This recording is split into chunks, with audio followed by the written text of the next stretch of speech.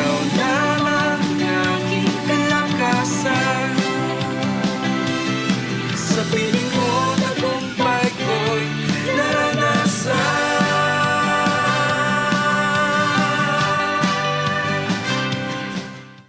Isang mapagpalang araw po sa ating lahat. Napakagandang araw mula sa ating Panginoon. Tunay nga, this is the day that the Lord has made and we will rejoice and be glad in it. Welcome po sa ating mga taga-subaybay dito po sa araw-araw na pagpapala. Ako po si Pastora Amazing na bumabati sa inyo na isang magandang bagong taon sa ating lahat. Tayo po ay sama-samang manalangin. Lord, we thank you for today, O God. Thank you for your word para sa aming lahat ngayong umagang ito. As you use us, Panginoon, for your glory, O God. We believe, Panginoon, that you are moving in our midst, O God. Salamat, Panginoon, na ang puso namin today ay handang tumanggap sa iyo. Salamat, Panginoon, for fresh revelation today, O God. Thank you for everything. We give back all the praises, all the glory to your name alone. In Jesus' name we pray. Amen and amen. So muli po, magandang araw sa ating lahat.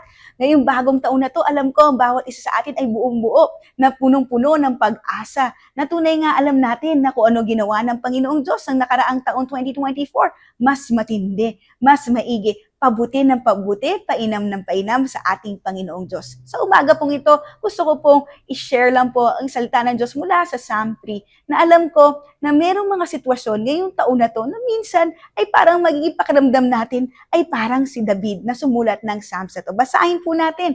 Sabi po dito in Psalms 3, "O Lord, I have so many enemies, so many are against me." Psalms 3 verse 1. Na ang pakiramdam ni David dito that time ay siya ay maraming kaaway o maraming problema minsan sa ating buhay.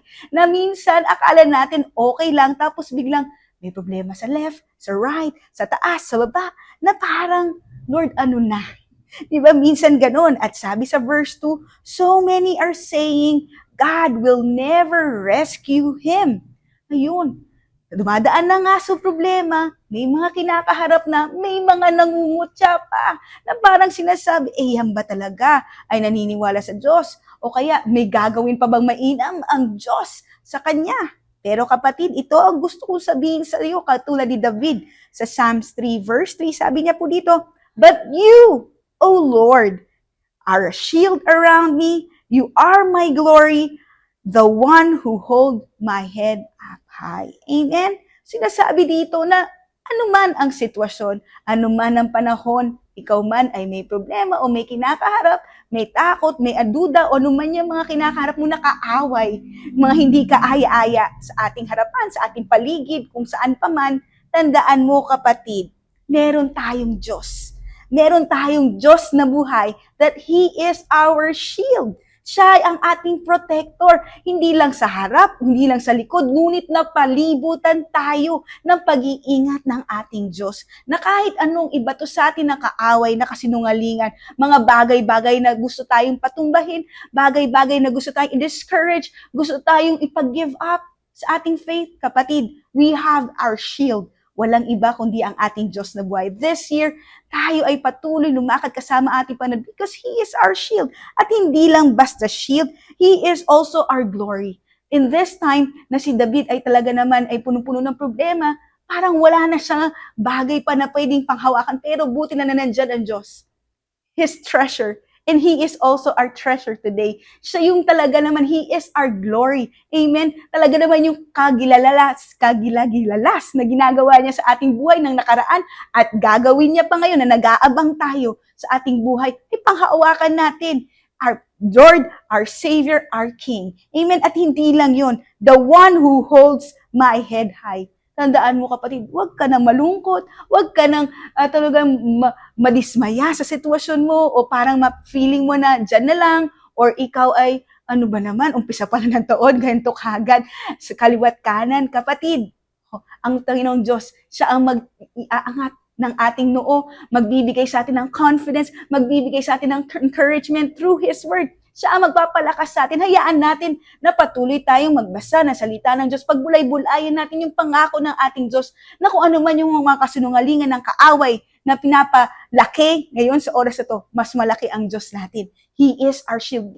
Let Him protect us from every side, every opposition na may come our way, every opposition na talaga naman ang tindi, pero mas matindi. Wala nang mas titindi pa sa ating Panginoon Diyos. Kaya kapatid, this 2025, do not forget that our God, our Father, our Lord Jesus Christ, He is our shield. At hindi lang basta shield natin, He is our glory. Amen? At pangatlo, He lifts our head up high. He always encourages us through His Word. Napakaganda nga na to na every morning tayo ay naloload ng salita ng Diyos dito sa araw-araw na pagpapala. Kaya huwag tayong liliman, patuloy tayong makinig, patuloy tayong manood. Hayaan natin na yung kasinungalingan na bato sa atin ng mundo this year ay matabunan ng katotohanan ng ating Panginoon. At patuloy tayong tumindig sa katotohanan ng ating Panginoon. At alam niyo po ba, sabi po sa Psalm 5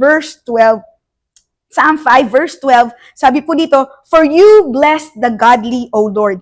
You surround them with your shield of love." Nandiyan na naman po yung shield. Amen. Na talaga naman ang mga anak ng Diyos, ang mga lumalakad ayon sa kanyang katuwiran at kabanalan, ay talaga naman pinapalibutan ng pag-ibig ng ating Panginoon. At alam natin itong pag-ibig ng Panginoon ay andyan ang provision niya, andyan ang pag-iingat, andyan ang kapayapaan, kagalakan na hindi kayang nakawin ng mundong ito. Kaya kapatid, saan ka pa? We have our shield this year. Meron tayong kalasag. Sabi nga, at hindi lang basta sa harap, hindi lang sa likod, ngunit nakapalibot sa atin. Kaya tandaan mo kapatid, anuman ang sitwasyon, anuman ang panahon, anuman ang ibato ng 2025 na to, huwag tayong titigil, huwag tayong malulumbay, huwag tayong hihinto, patuloy tayong lumakad kasama ating Panginoon dahil iniingatan niya tayo. He is our protector, so we will never be afraid. He is our shield. At hindi lang basta shield,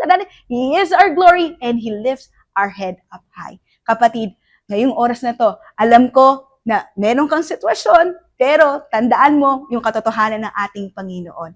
At mahal na mahal ka niya at anuman ang sitwasyon, lagi siyang handang tulungan tayo. Katulad nga sa verse 4 in Psalms verse 3. Sabi po dito, "I cried out to the Lord and He answered me from His holy mountain." Just cry to the Lord. Just talk to the Lord. Let us never forget to pray earnestly. Pray to the Lord na talagang siya lang ang kayang tumulong saan. Siya lang ang tunay nga may kapangyarihan gumawa ng daan sa walang daan, na mga imposible ang maging imposible.